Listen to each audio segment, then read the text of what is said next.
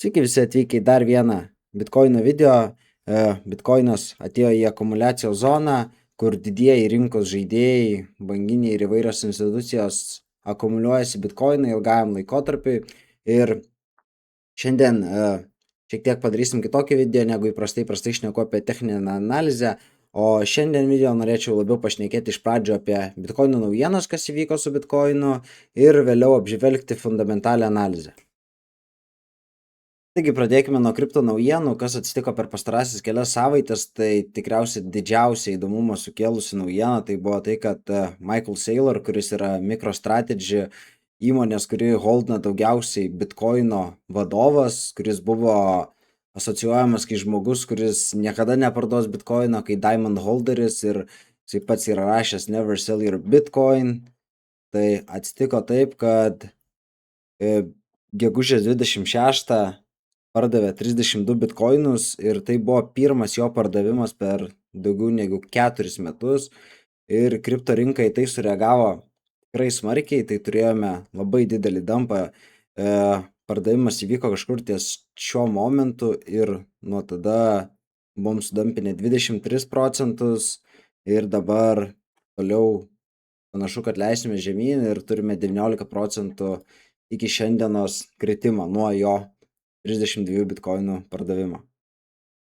Na ir iš tikro tas 32 bitkoinų pardavimas iš tikro atrodo juokingas, žinant, kad MicroStrategy holdina daugiau nei 843 tūkstančius bitkoinų, kurių vertė yra 63 milijardai. Ir jau po realiai keleto savaičių nuo pardavimų bitkoinų Sayloras indikavo, kad ir toliau pirks bitkoiną, ir taip įvyko, kad birželio 7 MicroStrategy nusipirko 1500 bitkoinų už 100 milijonų. Tai lyginant su 32 bitkoinais, kuriais yra pardavę, yra kosminė suma. Tai tiesiog Sayloras pirko šitoje vietoje ir gavo didžiulę nuolaidą lyginant su kainomis, už kurias pardavė tos 32 bitkoinus. Taigi ši Sayloro naujiena tikrai buvo viena įdomesnių per pastarąjį laikotarpį, todėl norėjau ją paminėti. Na, dabar grįžkim prie grafikų, prie čartų ir norėčiau iš tikrųjų parodyti, kaip keistai juda bitkoinas. Aš nežinau, ar keistai yra tinkamas žodis, nes jis realiai bitkoinas gyvena visiškoje simuliacijoje, visiškai matricoje kažkokioj, ir kaip viskas yra panašu. Čia yra tik vienas iš dalykų, kaip atrodo praeitas bullrunas ir kaip atrodo dabartinis ir link ko mes einame, ir čia tik vienas iš dalykų. Po to dar keletą parodysiu, kurie yra tikrai protu nesuvokiami ir įdomus. Tai kaip ir praeitas bullrunas vyko, taip ir šis bullrunas. Dabar realiai esame bear markete. Tai iš pradžių būna akumuliacijos zona, to reakumuliacijos, na ir turime visą tą all time high, kas jau prasideda distribucijos zona.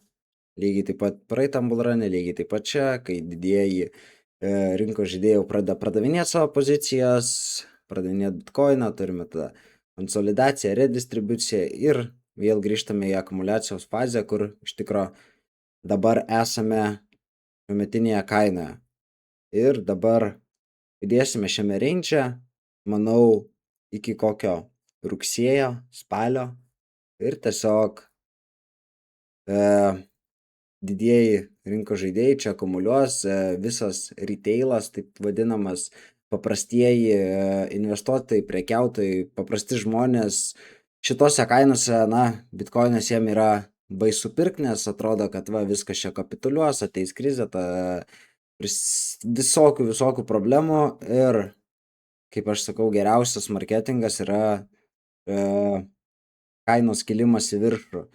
Tai kai jau bus kaina pasiruošus kilt, kai jau visi market makeriai vadinami, institucijos ir taip toliau jau bus užsipirkę pakankamai bitkoiną, tada pradėsime matyti aukštesnės kainas, ir kai jau būsime tikrai aukštai, pradės pirkti paprasti žmonės, ir dažniausiai tokie žmonės lieka išmaudyti. Tai kas iš tikro man įdomiausia yra, tai kad kiekvienas bullrunas ir kiekvienas bear marketas yra tiksliai dieną į dieną paskaičiuotas. Tai realiai turėjome šį bullruną 17 metų, žiūrint weekly grafike, nuo all time house iki all time low, būtent nuo bullruno iki turėjome 364 dienas. Tada jeigu skaičiuojant nuo all time low iki sekančio all time house 1064 dienas. Ką matom čia, kai baigėsi kaip all time house iki all time low, lygiai 364 dienas. Mes čia turėjome all time low. Žiūrėkit, kiek tada iki sekančio all time high. Lygiai 1064 dienas. Na, tikrai juokinga ir tikrai net nežinau kaip pavadinti, nes tiesiog yra visiškas kosmosas, kaip viskas atitinka ir istoriškai. Ir tada jeigu skaičiuojant lygiai tokius pačius laikotarpius, tai mūsų all time low bus spalio 5 dieną.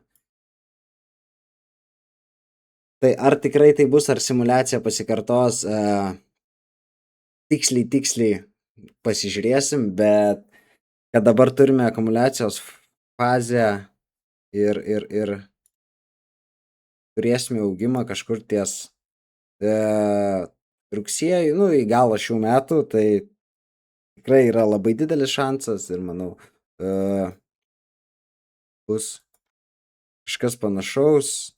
Čia aš pasibrėžiau savo, ko tikiuosi iš Bitcoin ir kaip atrodys visas price actionas. Manau, kad dėsime tiesiog žemyn iki mano manimu 40 000 bitkoinę nesieksim, tai jau būtų per žema kaina, tačiau iki 40, 48 visiškai realu.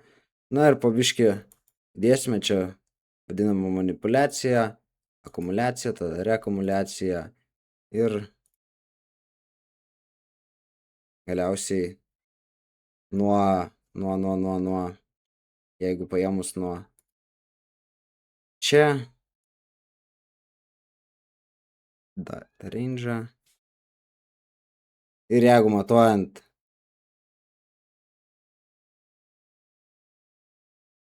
tai mūsų all time highs bus rugsėjai 29 metų. Tai tiek iš tokios fundamentalios įdomesnės analizės šiandien,